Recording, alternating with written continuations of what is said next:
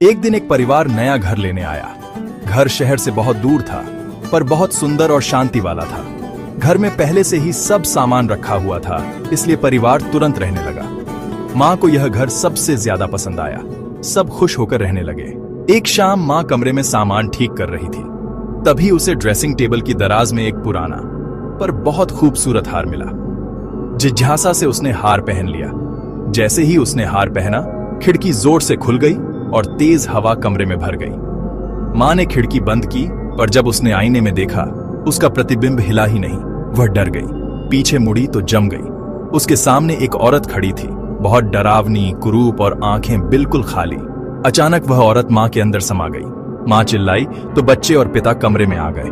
उन्होंने माँ को दीवार की ओर मुंह किए खड़ा देखा। माँ, क्या हुआ? आपने क्यों चीखा? तुम सब मरने वाले हो, भागो। जब माँ ने पूरा चेहरा दिखाया तो वह बहुत भयानक लग रही थी। पिता बच्चों को लेकर नीचे भागे, लेकिन माँ उनके पीछे पीछे दौड़ी। पिता ने बच्चों को बचाने के लिए उससे लड़ाई की। माँ ने उसका चेहरा नोचा, हाथ काटा, लेकिन पिता डटा रहा।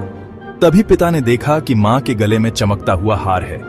उसने जोर से हार खींचकर उतार दिया। जैसे ही हार उतरा, माँ गिर पड़ी और होश में आ गई। वह रोते हुए बोली, मैंने हार दराज से पाया था।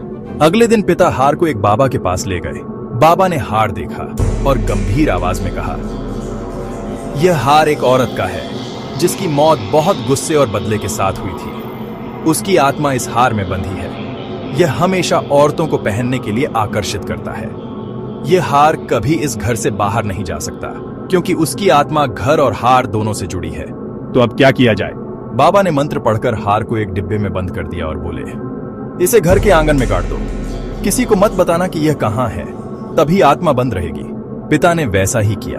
उसने डिब्बा आंगन में गाड़ दिया। जिंदगी फिर सामान्य हो गई। साल बीत गए, लेकिन किस्मत को कुछ और ही मंजूर था।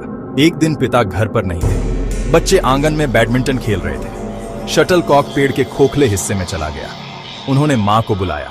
माँ ने हाथ डालकर शटल कॉक निकाला, लेकिन साथ ही एक पुराना भारी डिब्बा भी बाहर आ गया। उसने खोला, अंदर वही हार रखा था। बच्चे मुस्कुराते हुए माँ को देख रहे थे, लेकिन अचानक उनके चेहरे उतर गए। माँ ने सिर उठाया, हाथ में हार पकड़ा था। उसके होंठ धीरे धीरे फैलकर बहुत डरावनी, अजीब मुस्कान में बदल गए। वह मुस्कान माँ की नहीं थी,